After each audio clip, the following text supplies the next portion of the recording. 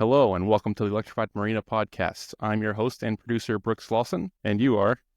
Oh, Erick Pinzon, Electrified Marina. This show is brought to you by us at Electrified Marina and electrifiedmarina.com. Please check out our website and call or email us if you decide you have interest in buying a new boat or repowering an old one. If you have any comments or questions, please share them on YouTube. So I'd like to start this episode by talking about this history, our history, me and Eric, and also the history and origin story of Electrified Marina. So we met very quickly, right? We met, I think, in 2009, right? I was just getting ready to do the math. It's been a while. It's been a long time. So we both went to UTI, which is kind of a automotive training school, and then I went to UTI in Houston. You went to Rancho Cucamonga, correct? Yeah, it's unfortunate. And then we both ended up going to a specialized BMW training program in Woodcliff Lake, New Jersey, called STEP. And I remember even back then, you were talking about Tesla and EVs. I was that guy. And this was back when they just had like the Roadster, and that was it. Yeah, and BMW had the Mini E and that 1 Series Active E. Yeah, super cool. Yeah, so kind of take it from there. Tell us what happened to you after STEP. So went to BMW here in Virginia Beach, was there 3.5 years, I think just under 4 years, and had a buddy that jumped ship to Tesla back then, and the whole time he was saying, hey, this company's going to take over the world. And mind you, this is 2010, 11, like they were barely delivering Roadsters, so close to bankruptcy. Nobody knew about them. I was like, yeah, whatever. I've ridden in a Prius. Electric cars are not for me, you know? And at the time I had a, 400 or 500 horsepower BMW, big gearhead. I grew up around muscle cars and just wasn't into the electric car thing. And there was one time I was going up for training to New Jersey, and he said, hey, stop by on your way. I'm in D.C. at K Street. Buddy Matt Boardman, shout out to you, man. Changed my life. He said, you need to come ride in this Tesla Roadster. And it was like, if you don't like it, I'm buying, you got dinner on me. If you do like it, I want your resume. I'm like, yeah, whatever. I'm not going to be interested in this electric car.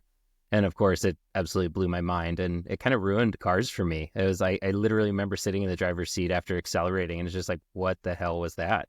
And it's just that instant torque, it ended up being called the Tesla Grin. And after that, I remember going to training, and, it was a little bit of hybrid training, and there was something else, but I remember like just not being impressed with BMW. I was a pretty big fanboy before that, as you know. I mean, I was always the one to fall on the sword for him and fight for him. And after that, it was just like, BMW doesn't have a clue what they're doing, and this company's going to eat their lunch. And this was before the Model S, the Model 3, like before any of it. And I was making, pretty good 6-figure salary at 21, 22 years old. It was pretty stupid. I was making great money. We just bought our first house here in Virginia Beach at 20 years old. I lived in it for 6 months, and I told Chelsea, I was like, hey, I think I'm going to jump ship from this not cush, but this good job at this BMW dealership as a master tech to this tiny little startup, and I'm taking a 60% pay cut to do it.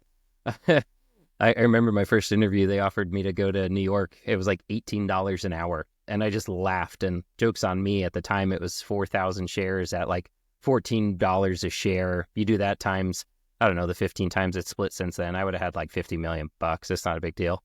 But yeah, turned that down, turned down a job in LA, and then ended up taking a job in San Diego where I had family. And, literally driving across country, this turned into a long story, but driving across country, like the lease fell through on the service center. I ended up working in Orange County for them for a while, went up to the factory, actually first to Menlo Park at the original Tesla factory. It was like literally a shop, an old Chevy dealer. And then was at Fremont working there at end of line after the car got built and went through quality control. Technicians fixed it. I was there and helped with service engineering, and then went back to San Diego, was trying to get back to Virginia Beach. We realized I couldn't afford Southern California on a Tesla salary. I was like broke, living at home with grandma, working 90, 100-hour weeks on average. It was pretty terrible. Chelsea was working nights, and so I ended up getting a job actually back in Rockville, Maryland. The service center was kind of falling apart, and went over there to help as an advisor. And actually my old service advisor, Nathan, was running the shop, and they were just, it was just exponential growth back then. Everyone was getting thrown into the fire. It was nightmarish. The cars were super unreliable. And I went back there, worked there for a few years, hoping to open a shop down in Virginia Beach. We thought it was going to be easy. And then they found out how difficult the Virginia Dealers Association is and how much lobbying money they have. And they fought in court for a while. And eventually Tesla got the rights to open, I think it was 6 dealerships, but it took years. I was a mobile technician. Actually, got into management, got into mobile technician, helped with program management, like helping develop the mobile service vans, did some charging infrastructure stuff with level 2 charging. It was called the destination charging program back then. I kind of fell in love with electric cars back then. I caught the bug, and I was always the one to try and prove to people that they didn't suck. That's all it was. It's like, these aren't perfect. They shouldn't be forced on anybody, but they don't suck. They have their place. You caught the bug and then you gave it to me. Right, I know. And you were kind of, not a denier, but you were very apprehensive in the beginning too. I was like, just give it a chance, man. They don't suck, and that's literally what we try and do with boats. But that's our goal, is just to educate people. I started doing a lot of nonprofit work back then. I had National Drive Electric Week. That's absolutely massive now. I've been hosting those for I think 8 or 9 years. I've hosted like 12 of them. There's one year I hosted like 3 in different, one in each city in Virginia. Between Virginia, I think it was Richmond, and then Charlottesville. It was a mess, but I'm on the board for that nonprofit now, Virginia Clean Cities, and I've gotten a couple hundred charging stations installed to my name, which has been kind of cool over the years. A lot of random door knocking on my own time, and really just always been an advocate for the movement. And whatever your reasoning is, it's I felt that there's always so much misinformation out there. So I was at Tesla for 8.5 years. I ended up opening a shop for them here in Virginia Beach, was running that shop. We had the #1 store in the country. Life was good. Finally got like a normal work-life balance once, 8 years of chaos. But they were opening a bigger shop, and it was going to have sales, service, delivery. It was going to be a massive operation. And I got to the point where I didn't want to deal with the headache anymore. And thankfully, that entire time I was investing in real estate. The Tesla stock, that the Hail Mary that it was, actually turned into something. And if I wouldn't have sold anything, I'd be sitting on a beach right now. But, at the first year mark, we sold a bunch. We had like our first car fire because someone like ripped a Model S in half, and then someone ran over like a huge trailer hitch in the road. And like we had a handful of car fires, and it's like, oh no, the company's going to go bankrupt. So like fire sale, all their employees like sold because we were scared. I sold at year 1 and year 2 and sold at year 3. And like all of us were just selling all of our stock because we didn't know what to do. You made 3 times your profit or 5 times your profit, or 3 times your return. And so it's like, hey, let's take profits while we can. We don't know if the company's going to be here in a year. And so we kept selling. And yeah, it's crazy. Some of the friends I have that could have been deca millionaires, even some people that would have had hundreds of millions of dollars if they didn't touch it, but we didn't know at the time. And some of those friends I haven't touched it, and they are retired. So it's kind of cool to see some of the success stories. But they were opening up the new location here in Norfolk. I turned down the position. I gave them like a 2-month notice, and I was like, hey, I'll help you, hire the next manager. This isn't for me anymore. It got too big, too bureaucratic, too much red tape. And I say that some of the old school guys like me, we said that Tesla outgrew us. We started with this scrappy, agile company, and it just got slow and too big. And so I actually, at the tail end of my tenure there, I met my current business partner, Erin.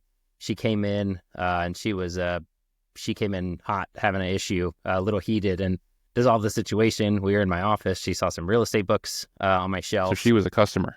Yeah. She had a Model Y at the time. So her background, kind of born and bred by Elon also. She did 9.5 years at SpaceX.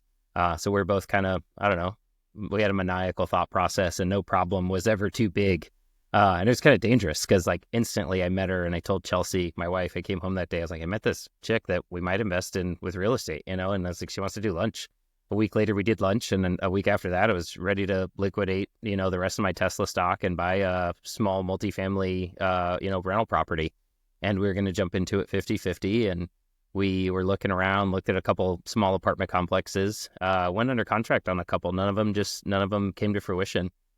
She found this little marina, and she reaches out to me and says, hey, I know it's not a, apartment complex, but you're the only one I know crazy enough to look at this. And it was a 16-slip marina, had a triplex on site, and we were crunching the numbers. It was super overpriced. It didn't make a whole lot of sense at the value or at the price that it was at. Just if we rented everything at market rate, the triplex, and rented out every slip. we were trying to think on how we could afford it. And it was like, well, we could open a boat rental business there. That would make more money because a slip only makes a couple $100 a month, 300 to 500, average around here. And when you rent out a boat, I'm like, well, you can make $300 in a 2-hour boat rental. So sure, let's open a boat rental business. And we reached out to a company, Vision Marine.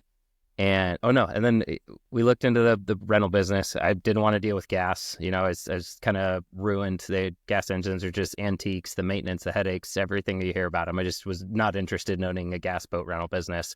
We looked into electric boats, and we saw Duffy at a Newport Beach, and they have thousands of them over there, and they're great, but they're also like $60,000 to $80,000 for these little boats that go 6 miles an hour. And the numbers just don't work out that well with rentals when you're buying boats for $70,000, $80,000, unless you're at like a bigger boat club model, but not for what we were trying to do. We found this company called Vision Marine out of Montreal, Canada, and we approached them and said, hey, we want to buy a few boats and start a boat rental business. They said, well, if you're a dealer, if you become a dealer, we can give you a discount if you want to start selling these things. And we said, sure, we'll sell them, and we I think we bought 3 or 4 boats our first year, not having a clue what we're doing. Like, we were still working on zoning for the marina, just absolute, entrepreneurial, just jumping in and building the parachute on the way down, literally just winging it, dumping money at it, pissing away way more money than we should have if we took a slow and steady approach. And so the first year we went to a couple huge boat shows. We went to the Miami boat show, like a bunch of boat shows, didn't know what we were doing, didn't have hired salesmen, didn't have a good follow-up process, no CRM, like nothing. We jumped into it head first and wasted like $80,000 just in marketing and boat shows. Rental business was doing okay, but we never 100% focused on it because we were mixing that and sales, and we had limited, resources in terms of marketing spend and what have you. So our first year lost a ton of money. Actually, we haven't made money yet, so we've lost money every year, but as expected in a startup. But our second year, we actually said, hey, we need to start selling these things. That's the quicker path to profitability than the rental side of things are. And the rental thing it takes a few years to get established. You have to have the right foot traffic, the right area, the right marina. And our marina in Norfolk just didn't have the right foot traffic where we're at. We weren't capturing a lot of the tourism on the Virginia Beach side of things. And it was over in Norfolk, off kind of in a college district. And most of the kids are too broke to, pay $300-$400 for a boat rental. We had some of them, but it wasn't enough to be a viable business at that marina. So we started getting more into sales, and we realized, nobody was doing this. Literally nobody in the country. There wasn't an electric-only boat dealer. You look at all these other dealerships, and they've got 10 different lines of boats, 20, 30 nautical ventures in Florida. They were a dealer actually for X-Shore, these guys. So Vision Marine makes the slow cocktail boats. X-Shore made these big 26-foot center consoles. They now have got a 21-foot cuddy cabin.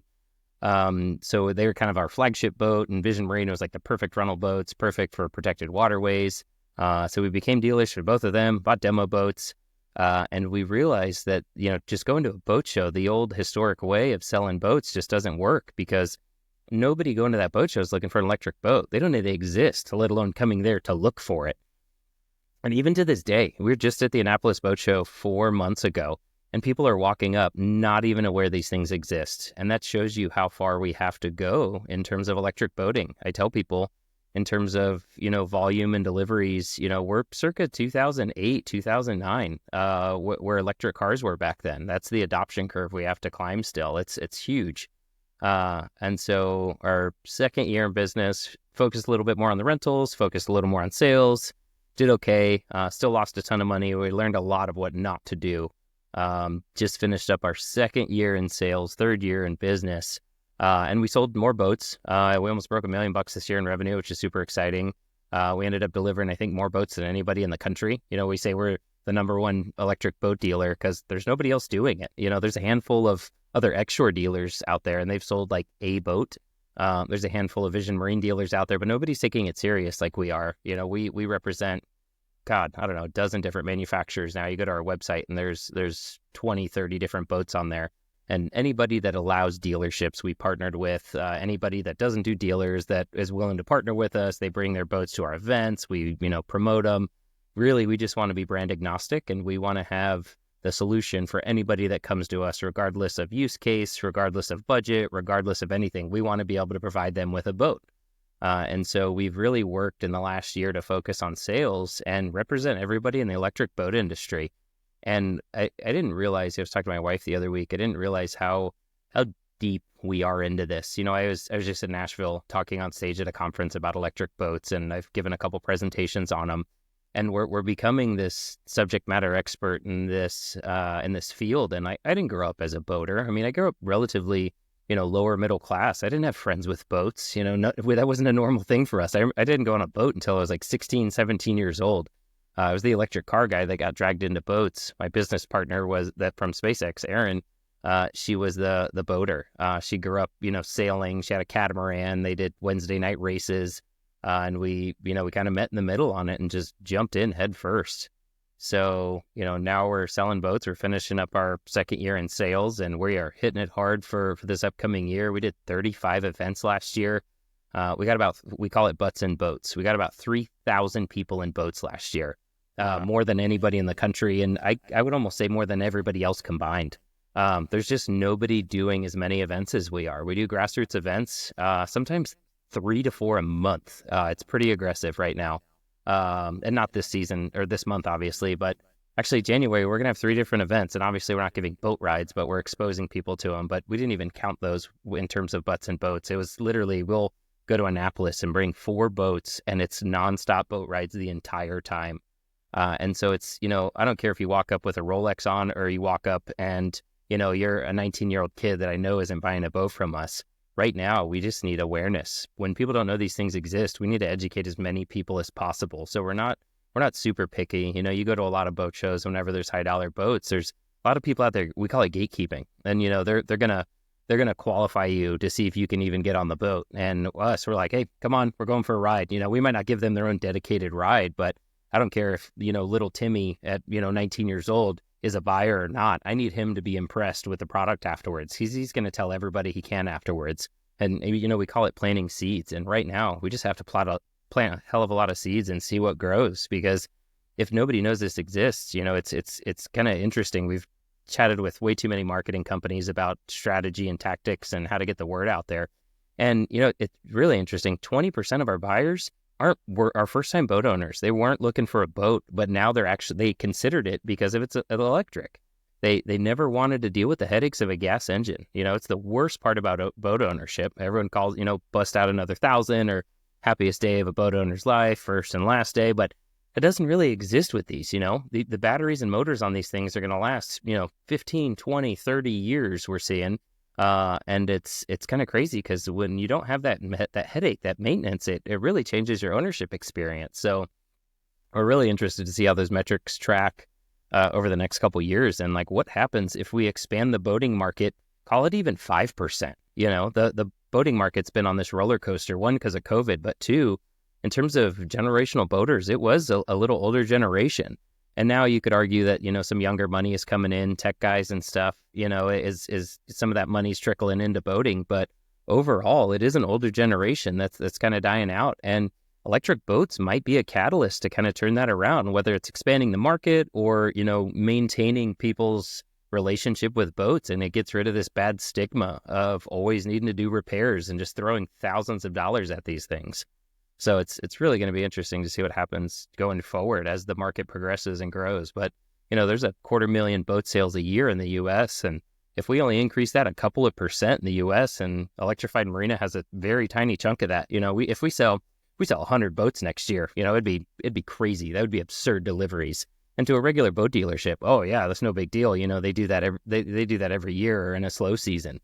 But for us, I mean, that's more than electric. There's probably 50 high-speed electric boats in the United States, other than Duffy, who's been delivering them for 50 years. In terms of higher speed, higher horsepower electric boats, there's just not a lot of them out there. So it's kind of crazy to think about that and how early we are in this process. So it's pretty exciting to be a part of. We didn't jump into this planning to be the electric boat experts or, lead the industry. And but we're at a point right now where we're going to be selling more boats than kind of everybody combined. We're going to be representing everybody in the entire market. There's a lot of people in Europe we're helping bring to the U.S. that aren't even exposed to this market yet. We're working with a lot of different manufacturers that want to get into this market, and most boat dealerships, they're not really interested in working with them. Conventional gas boat model, it's kind of the same thing as the automotive market. their entire business model, their infrastructure, their brick and mortar, all of their CapEx is revolved around service. They make so much money because these things are so unreliable.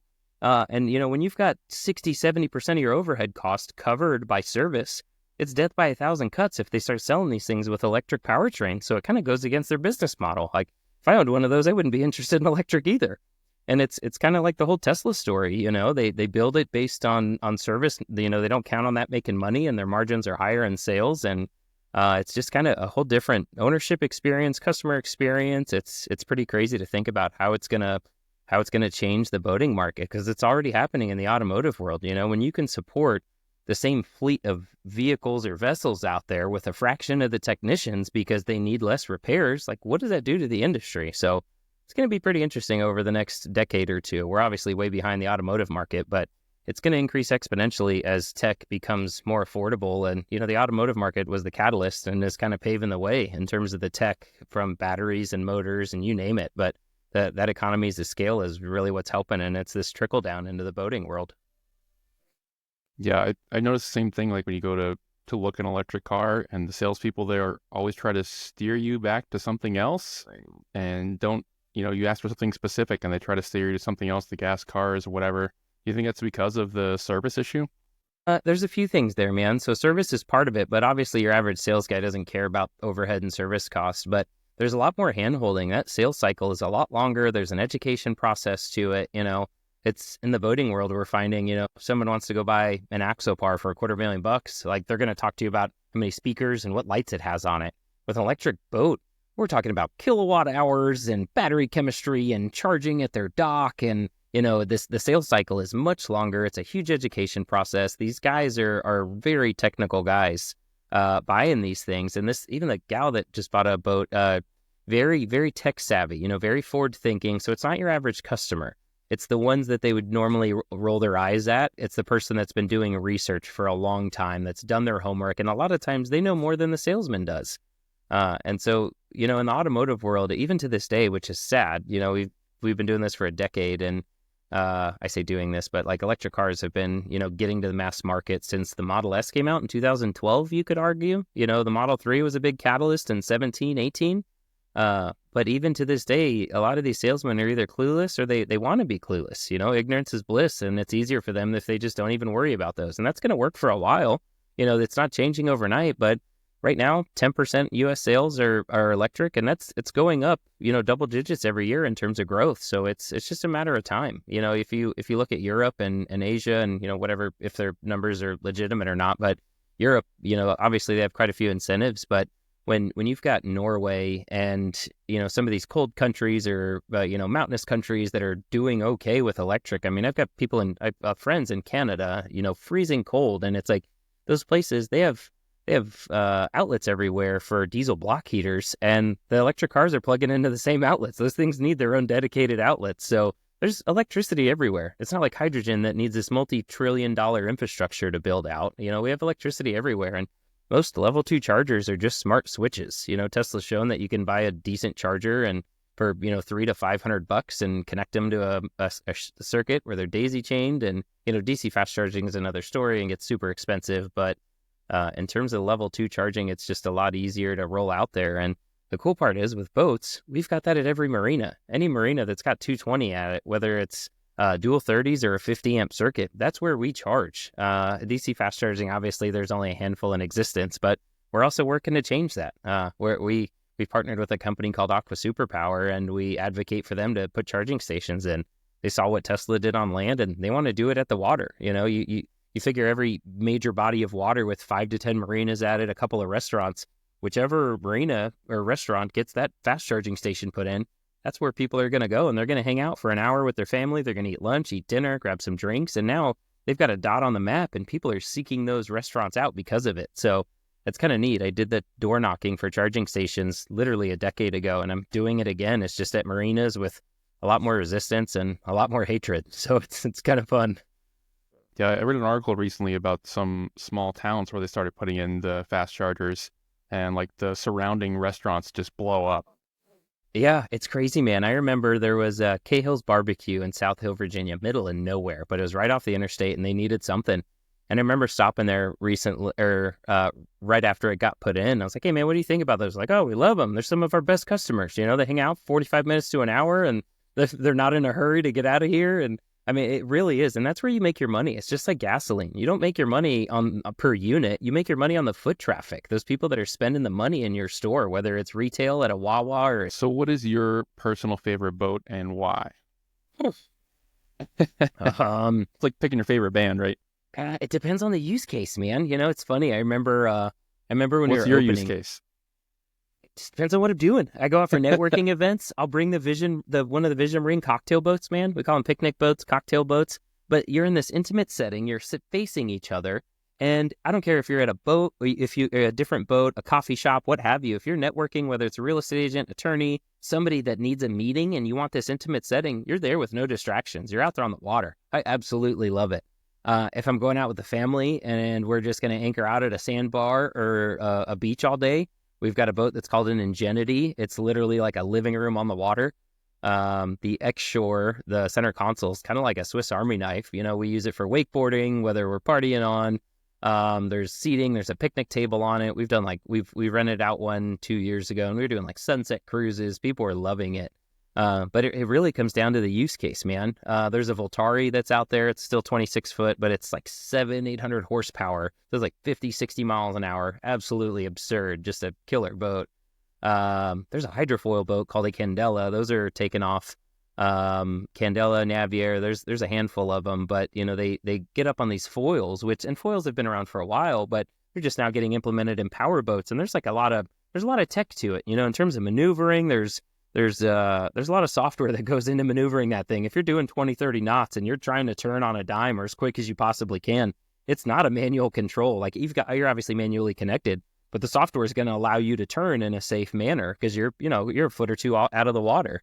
But that is one of the coolest boats. It almost mind F's you a little bit. You're out there, 10, 15 knots speeding up, and then out of nowhere, it just gets silent and your wake goes away. It's a pretty surreal feeling.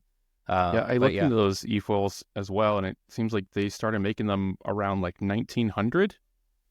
So I'm crazy, wondering, man, why they're seeing like a resurgence. Is it just the increased efficiency? Yeah, it's a huge efficiency. I forget what it is, like 60, 80% or something, but it allows you to go so much further with either the same amount of battery power or if you put a bigger battery in there, now it extends your range that much more. But, those obviously you're not going to use them in every use case, but like a lot of ferries, that it makes so much sense for those. And then, you're stopped at each point for a certain amount of time, loading, unloading, and some of these ferries, Candela's got a P12, but they've got some that are like 30 passenger ferries. They're going to have one in Lake Tahoe. It's going to be super cool. I'm literally going to go there just for a ribbon cutting, where Lake Tahoe is like one of the biggest areas for electric boats right now. They've got a huge push for it, keep Tahoe blue. And, it's kind of funny though. We fight so much to convince these boaters to not pollute the waterways they're out there trying to enjoy. It's baffling how difficult it is. And you look at the average boater, just like the electric car owner, average driver in the U.S. drives, it's like 30 miles a day, I think. It's 37 miles a day. It's hardly anything when they have a gas tank that goes 500 miles. Same with boating. It's funny. We've got this area in Virginia Beach called Broad Bay, and it's like 16 miles end to end. But most, like our trek that we do, where we've got our boat parked, we go to this beach that's 7 miles away, and there's a sandbar 2 miles from that. Like our entire day is 20 miles. And so our body of water is perfect for electric boats. It's funny, everyone says, like, why Virginia Beach? And, honestly, it was because I lived here. I wasn't really interested in moving, whether it's to Fort Lauderdale or Annapolis. But it's kind of cool because we're going to be this epicenter of electric boats. And it wasn't planned to, but with the impact we're going to have here on the local market, we'll probably, Tahoe's got the biggest concentration, obviously Duffy's and Newport Beach. But outside of them, we'll have one of the biggest electric boat markets. I'm pretty excited about it. So let me ask you, because in my research, I found there are about 50 or so different brands of boats around the world. But as far as I can tell, there's only one PWC brand. Is that correct? Yeah, Taiga. They're the only ones. And it's crazy. It's kind of a little Tesla story, Why do you think that is? Nobody's crazy enough to do it, man. It took this tiny little startup and this visionary to really jump into it. And it's funny because you've got some monsters in the room, whether any of the other PWC companies, and they've had some concepts out there. You can find some, announcements over the last 5 years of, this e-ski is coming soon. Not a single one has made it to market. There's Tempest out there in California, super cool jet ski. I think it's, I don't know, like $150,000. Like, obviously not selling a ton of them. They're probably more military applications than anything, but yeah, it's, you have to be really crazy. And it's funny because I talk to a lot of people about our company and what we do and how we do things. And I am an open playbook. I open our marketing strategy to everybody. The thing is, it's super expensive to do it. And you've got to be absolutely crazy to do it. Like if I would have known, and my wife would have known how much work this is going to take and how long this process is going to be. It's one thing if you're, some millionaire and you already have a boat dealership and you can throw some money at it and like it's a side project and you can afford to lose money. That's one thing. But you're going to convince people to, a couple $1,000,000 or just to start off a few $100,000 of your own money, and you're going to throw this Hail Mary into this market that's not proven yet. It's pretty nuts. So it takes somebody that's not right in the head, and me and my business partner are like maniacally crazy, and it's like, yeah, let's do it. And don't get me wrong, I've lost a lot of money on it, and I really hope this pans out because I wiped out my life savings for it. But no, it takes a crazy person. I always go back to this quote that Elon has, and it's like, even if the odds aren't in your favor, if the results are worth it, then it's worth trying or something. But like that's literally what it is. And it's the same story. We've got a marina we're redeveloping. I ended up wiping out the rest of my Tesla stock for that, and we found this dilapidated marina, and we were looking into sustainable upgrades we could do to it. And I went down a rabbit hole of looking at sustainable marinas, and some of these marinas that are winning these awards for Clean Marina Awards, it's like, woo, you eliminated single-use plastics, you recycle, LED lights, like, so proud of you. But, like, the bar is very low. And we're going to redevelop that marina, and we're going to capture rainwater for gray water use for cleaning boats. We're going to cover it with solar, smart load balancing, electrical panels, like net zero passive building, obviously, but, like, nobody's done it. And again, like, I would get out of that project if I could, and if I knew it was going to come to fruition. But everybody out there is like a pure capitalist. They're not going to do this stuff to prove a point or to show that it can be done. And after we do it, we're going to have a playbook of how to build a sustainable marina with ROI factors and all the decisions that went into this build out. And it's going to be a lot easier for people to follow in their footsteps when they say, we can cover our walkways with solar, do rainwater collection, and it's got a 9-year ROI because it's going to save us on fresh potable water. It's just crazy. The simplest things, and nobody in the U.S. has done it. I just went to a Smart and Sustainable Marina conference in Monaco in September and presented about our marina there. And like a lot of them get it, we've got valuable resources that we're not trying to waste, whether it's electricity or fresh water. And a lot of them, they get it. They're, they understand. And here it's just, we're not as wasteful as we can be, but we certainly don't care. It's kind of sad. So do you have any thoughts on incoming tariffs? I was just having that conversation with my team this morning, and it's like, what do we do? Do we slow down? Do we put the business on pause?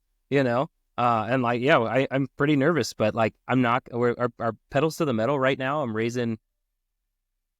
Well, my internet went out. Sorry. I'm not slowing down. I'm pitching to VC companies and family offices, and in reality, we could get hit with a 30 or 50% tariffs on some boats that are already pretty expensive. Cost is definitely a barrier to entry right now with volume so low. But I'm gonna hit it even harder. The amount of roadblocks and challenges that we've ran into over the last 3 years, it would just motivate me even more. I'm not one to back down. And if you tell me my boats cost double, yeah, it's gonna be a lot harder to sell these things. But I'm gonna go find that guy who money isn't a variable. The guy that has 4 boats around the country. And is parking our boat next to his yacht. There's some people out there where money isn't a variable. If they can sell $80,000, $90,000 Duffys, I can sell $500,000 boats. I will go find those guys, whether I'm door knocking in uber rich neighborhoods, with huge boats in the backyards or what have you. Like there is going to be a market for it there. There's innovators out there, and we're going to find them regardless of what that price point is. Yeah, I've noticed there's a lot of people saying that it might just be lip service. So I'm hoping that's going to be the case. Yeah, but like, what do? Do I adjust my business model right now? Like, no, we're all ahead full. We're going to crush it this spring, regardless if there's tariffs or not. There's people buying Tesla Roadsters for $150,000 that had 240 miles of range. I mean, original Nissan Leafs and Chevy Volts, There's those people out there where money isn't the variable and it's for the movement and the mission, whether that's sustainability or the maintenance or what have you. There are early adopters out there, and we're going to find them. Do you guys sell any solar boats? Solar makes sense in the lower speed applications. Right now, energy efficiency of solar just isn't where it needs to be. It's one thing if you've got a 60-foot yacht and you can cover it, with a massive solar array. Where they do start to make sense is on like the slower pontoon boats, the pedal boats, bigger passenger stuff that's lower speed, lower horsepower. It really just comes down to energy consumption. We've got some really cool projects that I can't talk about right now in regards to bigger passenger boats that are lower speed, and they're perfect for solar applications. And, you can, whether it's a large pontoon boat, trimaran, catamaran, and you can just cover the entire roof in solar. And it kind of replaces the roof that you would have had on there otherwise. It's pretty cool. There's some that are, if you're doing 6-7 miles an hour carrying passengers, you don't use a ton of energy, and you're going to be operating in the sun. A lot of times you're not operating at night, so they can definitely start to make sense. Milliken is one of the solar powered catamarans, and then we can really retrofit any boat. We've only done one project so far, but it ends up being cost prohibitive for a lot of people, and it's more, I don't know, kind of gimmicky. Most people have electricity at their dock, so they don't really need to plug in. It's one thing if you rent a mooring ball and your boat doesn't ever come to a dock, but most people have got electricity at their dock, which you can't really say for gasoline, which is kind of funny. Well, then they got the Faro dock that's like a floating solar dock. So cool. I can't wait for someone to pull the trigger on one of those. I've talked to a handful of people that talk about their mooring ball, and that's why they can't charge their boat. I'm like, wait, there is a use case. Like it's a big solar canopy with a big battery bank. So yeah, super cool stuff. And really, it just comes down to does it math out, and is someone willing to spend $100,000 for a boathouse, covered in solar? So the application's there, the tech is there. It just comes down to budget a lot of the times. Okay, LFP or NMC batteries, and why? I like LFP because there isn't the nasty cobalt in them. NMC is obviously more energy dense and doesn't like water as much, but all this stuff is, IP67 rated, or, whatever the IP rating is, that they're super waterproof, even fully submerged. I don't know. There's some people that care about the kids in the Congo and the cobalt and stuff, and I'm one of them, and I prefer LFP. It's funny because so many people bring up the cobalt, and it's like, well, it's been in your cell phone and laptops forever, and they use it to process your gasoline. You didn't care about it then, but all of a sudden it's important, But no, I definitely prefer LFP when possible. Obviously, NMC is more energy dense, but as we get more and more recycling programs up, then reducing the needs for mining. So I don't mind it in that regard, but we definitely try to use LFP anywhere we can and push it everywhere we can. But if there's a manufacturer that we're working with that only has NMC, we're obviously not steering it away. Have you researched the new solid state batteries at all? I started 10 years ago, and there's a breakthrough every damn month. I literally don't look at them anymore. And it's funny, it was some press conference with Elon 10 years ago. I don't know what it was. And he's like, just give me a working cell and, bring one to fruition. Not in testing, not in validation, let's get a production ready cell, and, we'll take it and run with it, and you'll be uber rich. And nobody's really done that yet. A lot of people have these breakthroughs every week, every day, it seems like, whether it's a sodium battery or salt battery, there's so many promises on solid state. And I honestly don't have the time to even look into them anymore until I can order them for boats. And until then, I'm so limited for time right now, I spend zero resources on new solid state breakthroughs because they happen so much. You could probably find 100 different ones right now, whether it's a college or a battery company. And it's like, oh, coming soon. And they're always just coming soon. It's like, oh, let me know when I can buy one, It's I don't know. I try not to get excited about it. Don't get me wrong. Like, if you were to tell me tomorrow that the battery weight got cut in half or energy density even went up 20%, would be massive. And these people are, it's going to, 8 times the energy density with a 3C charge rate and, a quarter of the weight. And it's all lip service until they have these for sale, ready to buy, and they're tested. But we're not there yet with anybody. Well, I've seen a few of them for sale, and people have bought them and used them, but I've also seen people saying that they are not real, and it's just a straight-up lie.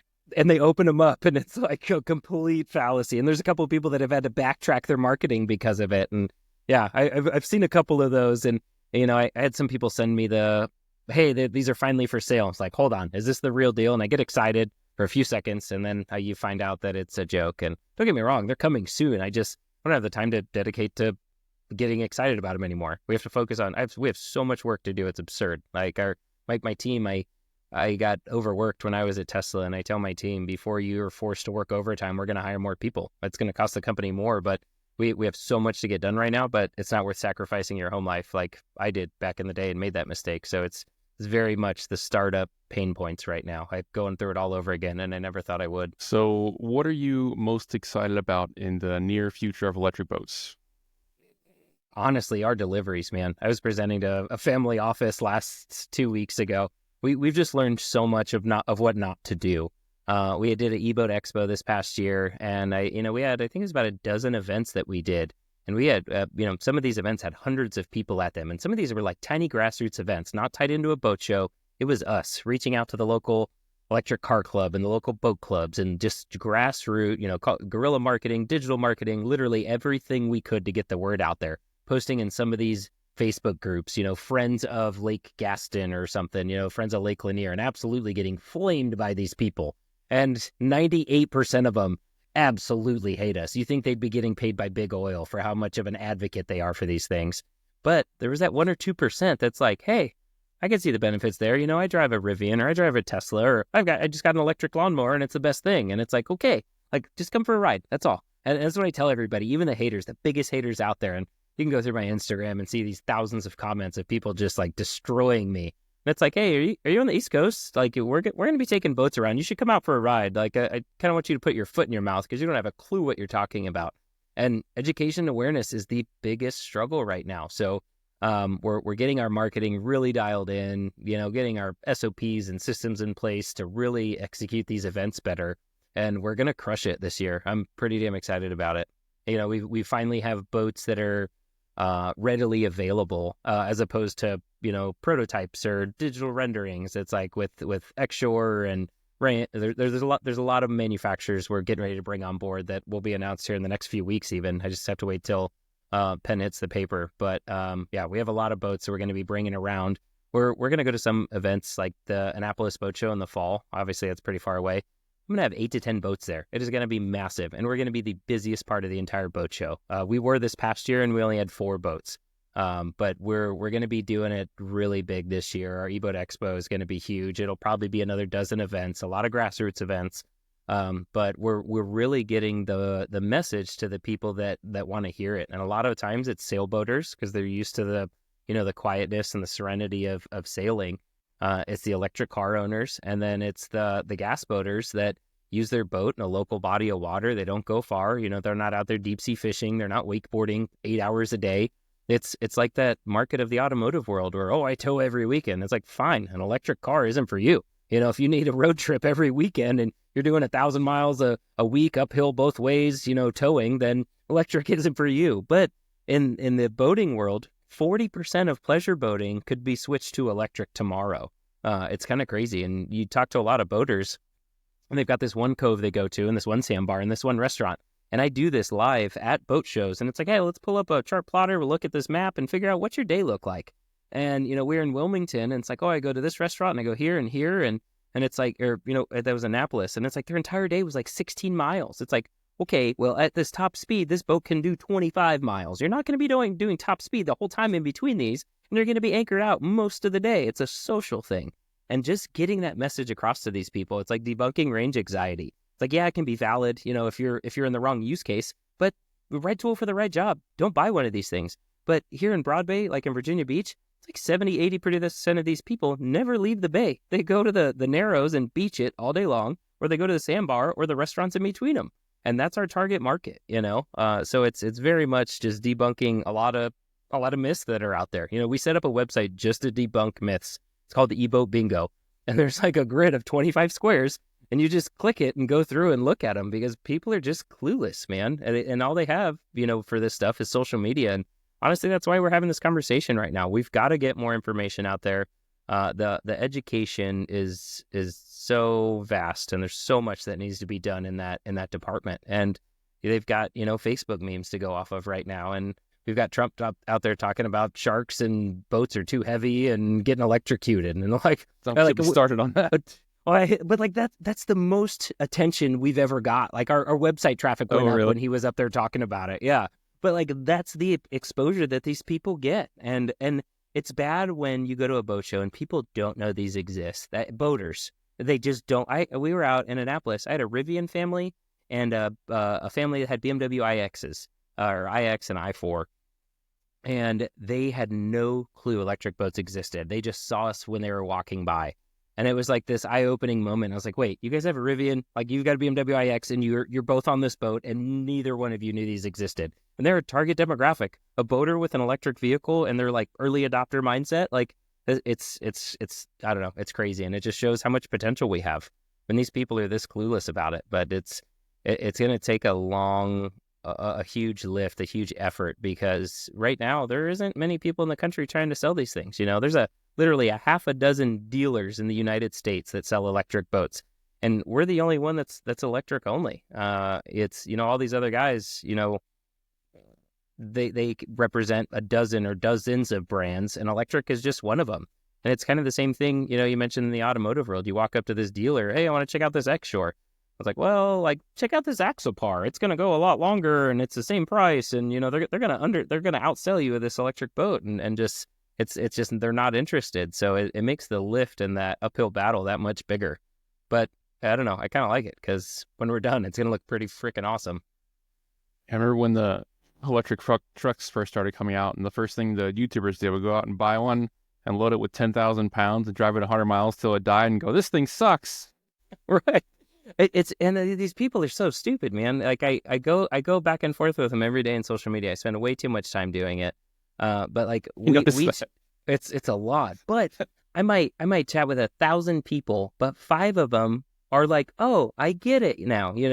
There was a guy earlier. He's like, oh, electric cars are a joke. They got billions of dollars for this infrastructure and only put in 6 chargers. And I'm like, you know what? Elon thought the same thing, and here's the correction. Here's the article where they corrected him and said, actually, that money's not spent yet. All this is in planning phases, and they had plans for all these chargers to get installed in the second half of the decade. So, like, here's your education. But, like, that guy was like, wow, thanks for telling me. I was like, dude, thank you for listening. Because the problem is most people aren't willing to listen. They're so confidently wrong. I use that phrase way too often. And it's these guys shouting from the rooftops. And it's like, oh, what about the lithium mining? It's like, dude, you're posting this from your cell phone and laptop. Don't act like you care about lithium. You've been using this stuff for a decade or decades even, and like you've never cared about it. Like half your stuff comes from Asia, from sweatshops or the Middle East, and like all of a sudden you care about child labor? It's just grandstanding just because it fits their bias, man. It's absurd. It's funny the way people think. Yeah, drives me nuts. It's like everyone has access to the internet and nobody uses it. For the right reasons, anyway. Well, they'd use it too much, but they go to the wrong places, right? Yeah, it's unfortunate. So anyway, that's, I think, all the questions that I have. Is there anything else you wanted to add? No, other than I'm excited to this and looking forward to it, man. We have so much information and content to get out there, and that was one of our realizations was we're not spending enough time documenting educational stuff. Digital ads are cool and it helps us sell, but we have so much information to spread out there. You look for electric boats, whether it's YouTube or Facebook or Instagram, and there's not a whole lot of content out there, and we're gonna work to change that this year. Marketing is gonna be our biggest focus, but a lot of it's in Europe, right? That's it, man. They are years ahead of us. There was Aqua Electric. Give him a shout out, man. Justin is super cool, a huge advocate. This guy's an influencer in electric boats, and I think he's got like a couple thousand followers. I'm not even sure how much it is, but he's been fighting this fight for a while in terms of the education side. But anyway, he just posted this map of all of the electric boat manufacturers, and I think it was Europe had like 80%. Of the electric boat manufacturers, and in the U.S. like we've got hardly any. And you look at all of the old school companies that have been here for a while, and not many of them are doing it. You've got Scout and Highfield that partnered up with Flux. Correct Craft is they've got Ingenuity that's their line of it. But there's just not a lot of U.S. manufacturers jumping into this game. Canada is surprisingly getting bigger. They've got Vision Marine's obviously been doing it for a while. Voltaic Marine's coming out of there. Accel, Taiga, who is out of Montreal. They're doing quite a bit more than us in Canada somehow. But I don't know. Things are changing. It's going to be really interesting to see what happens to these tariffs. I'd be really excited. I don't want to say that. It'd be interesting if they slap some huge tariffs on them. And now I've got, tasked with getting a factory together, because I didn't want to get into manufacturing, but if it forces us into it, I've got the people interested and ready. I just never wanted that much of a headache. But I don't know. It's really interesting to see where the future is going to take us here in the next couple months. So what you need is more businesses on your hands. No, I know. Hopefully my wife doesn't leave me and my employees don't kill me, but that it might be a solution. That's backup plan. It's like, hey, now we have to source everything U.S. And it's like, okay, mission accomplished, but our boats are going to be a heck of a lot more expensive. Alrighty, sir. Well, I'm going to call it there. You've been listening to the Electrified Marina Podcast, brought to you by Electrified Marina, electrifiedmarina.com. I hope you enjoyed it. And if you did, please share with your friends. Subscribe wherever you get your podcasts, as well as on YouTube. Drop us a like and leave us a question or comment. And thank you for listening. Awesome. Thanks, guys. Bye.